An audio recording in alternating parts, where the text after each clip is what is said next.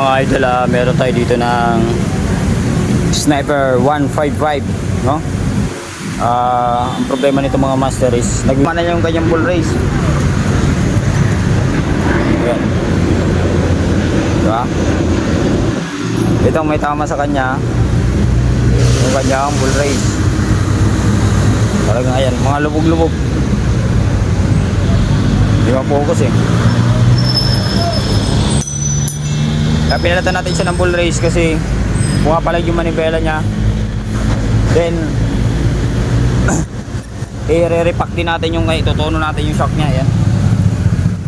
Itutuno din natin yung shock.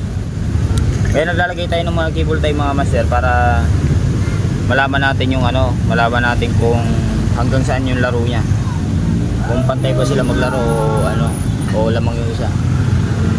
So gano'n lang gagawin natin dito mga master. Galing pa to ng Antipolo. From Antipolo pumunta pa sa atin para magpagawa lang. Tapos ang gagawin pa natin dito mga master ay yung kanyang kilis. Kasi mahirap buksan yung kanyang set. Yung kanyang seat lock hindi basta-basta nabubuksan, kaya ayusin din natin yan.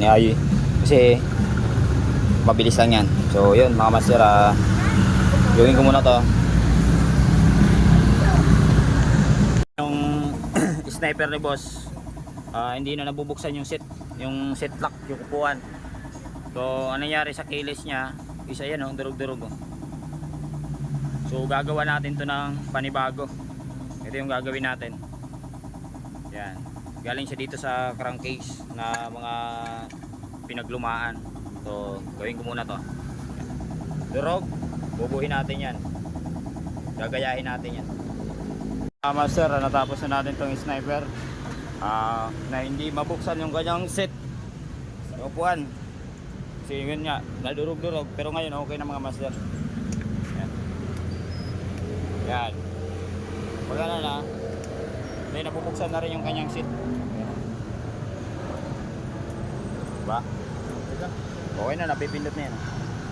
So all good sa mga master, from Antipolo pa to. Yan si boss. Shout out boss. Ride safe. Thank you very much. Okay na ulit. Pwede na ulit yung biyay. Guwapo.